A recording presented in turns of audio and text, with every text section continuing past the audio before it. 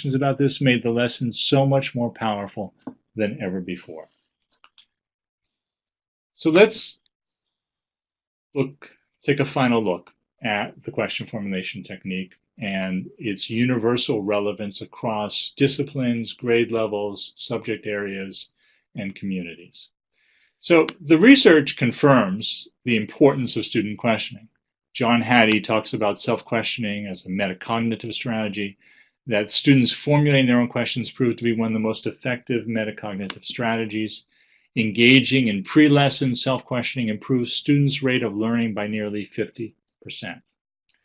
And here's this wonderful quote from the historian David Hackett Fischer, who talked about how questions are the engines of intellect, the cerebral machines which convert energy to motion and curiosity to controlled inquiry. He wrote this way back in 1971, and I love how it captures what students are now doing all around the country and all around the world, is they're converting that energy into motion, into action, into a research agenda. They're converting that curiosity to a very disciplined, rigorous, controlled inquiry. So I love how that quote, in a sense, anticipates much of what we're now seeing all students being able to do on their own. Now, let's take a moment and look at the importance of students working with their own questions. So there's a little note there about at the bottom, this was a subliminal message that I'm making explicit now. This was a photo shot that I used at the beginning of the process of the question formulation technique. And you see a student there with a marker in hand, writing and working, another student looking at the list and pointing, making discussions. You can see where they've marked some questions with an O for open. So you see that kind of work. It's students working with their own questions. And when they do that, it becomes a transformative skill. We believe it's a foundational skill that should be taught to all students, and it is also a transformative skill. It allows students to go from confusion to a clear learning agenda. It allows them to move towards better answers. It increases engagement and ownership, and allows for genuine inquiry in the classroom. And not to be forgotten is what teachers report, is that it provides a little more joy in a very demanding profession when you see your students really excited about their own questions and their learning agenda. And then there's one more reason for us to think about the importance of teaching the skill of question formulation. Democracy. The woman seated in the center of the picture there, seated at the table there, is Septima Clark, one of the great educators of the 20th century, great relatively unknown educators of the 20th century, who in 1955 was fired by the Charleston, South Carolina Board of Education after 18 years of teaching because she was a member of the NAACP. So she and her cousin Bernice Robinson, who's standing behind her there, organized citizenship schools in which they organized to teach adults in the community basic literacy skills so they can learn to help themselves, not get cheated out of wages, and begin to prepare for a larger agenda of participating in democracy. And that's really the opportunity that we all have when we're sharing and teaching the skill of question formulation, is we're building civic capacity through a foundational democratic skill. It's possible to imagine a dictatorship without questions, without citizens being able to ask questions, but it's not possible to imagine a democracy without questions.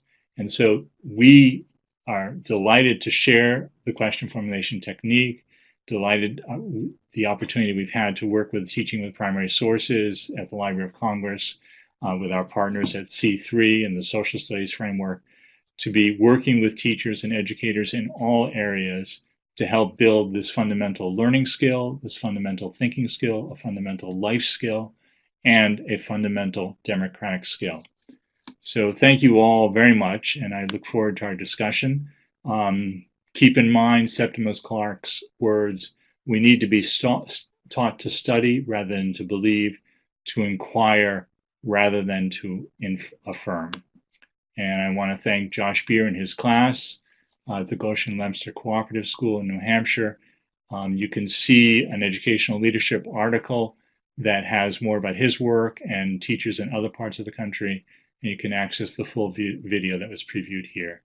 And thank you to our team here at the Right Question Institute who helped make this session possible.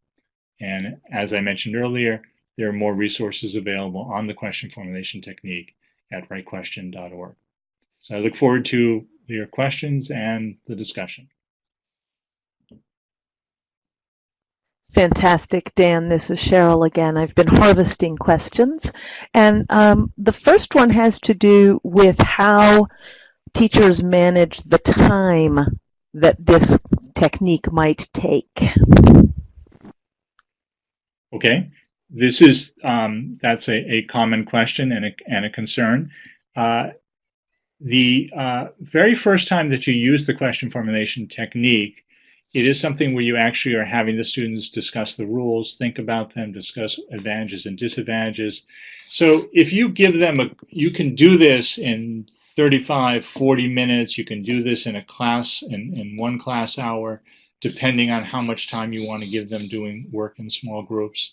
But once they learn this, it becomes something that becomes part of second nature for them. They know they're able to do this quickly. You can get it done in 10 minutes. You can get it done as a do now at the beginning of a class where you present a question focus and the students at the beginning are actually generating their own questions. You can do it as a homework assignment. Students learn how to do this on their own. So you are developing the skill. You're giving them different opportunities to continue to practice the skill.